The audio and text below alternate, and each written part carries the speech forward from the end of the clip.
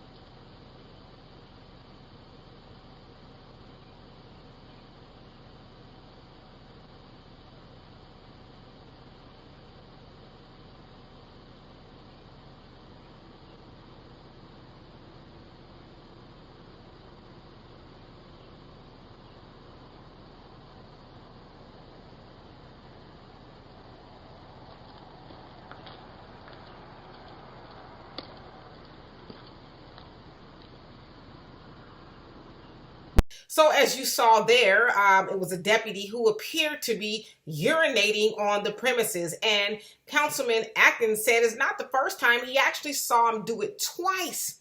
Twice that deputy went onto his property and urinated. And so Councilman Atkins has been in the news ever since Andrew Brown Jr. was murdered by the police officers there in Elizabeth City. And the police officers was recently exonerated and reinstated back to their job, saying that they were within their rights to murder that of Andrew Brown. If you guys remember, he was shot 5 times and once in the head, which ended his life. They were trying to serve a drug warrant on him, and Mr. Brown decided to flee. He said he was, in fear and all of that, and you guys are familiar with that story now. And so Mr. Atkins, he basically said during a press conference that he, as a black man, was in fear of his life. And so the sheriff there, of the deputies, he said the following in regards to the incident.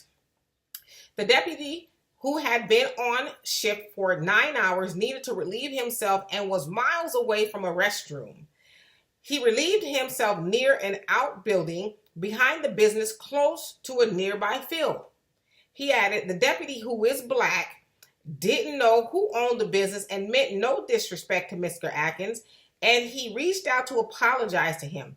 I've reinforced to all deputies the need to respect the community and avoid even the appearance of anything that could be seen as disrespectful. All right, brother.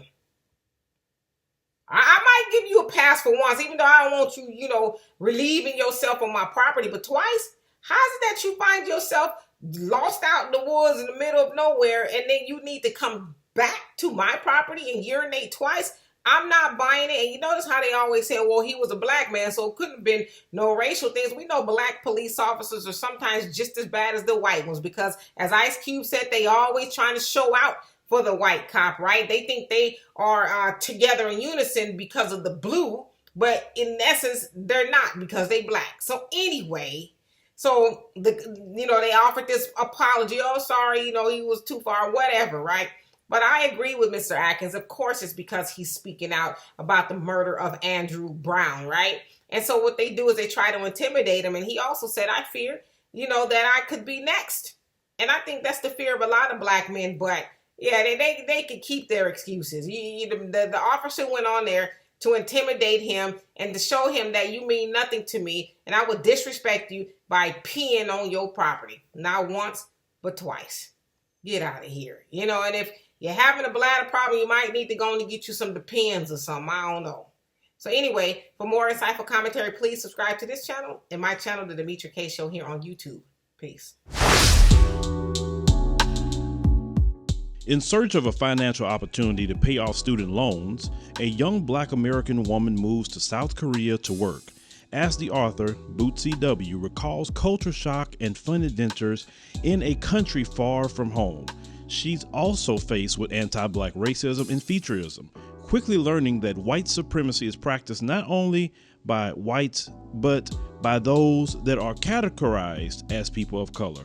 Based on her 10 years of living abroad, the book Ago Igo compares and contrasts Korea versus the United States on subjects such as code, communal living, racism, effective protests, global alliances, warrior class, music, political correctness, health, aging, money, and the coronavirus. This blunt memoir is uncomfortable, humorous, and educational. Help fight propaganda and mainstream agendas by picking up a copy of Ago Igo on Amazon.com. Hello, everyone. Please make sure you subscribe to the African Diaspora News Channel app on these platforms.